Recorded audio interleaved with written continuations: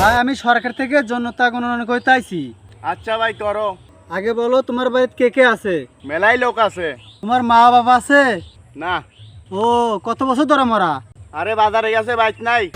আরে sorry sorry sorry, দাদা আছে? নাই। বাজারে গেছে? মরিয়ে গেছে। আচ্ছা বুঝতে পারছি। তোমার চাচা আছে? না। মরে গেছে? আরে দোকানে গেছে, বাড়িতে নাই।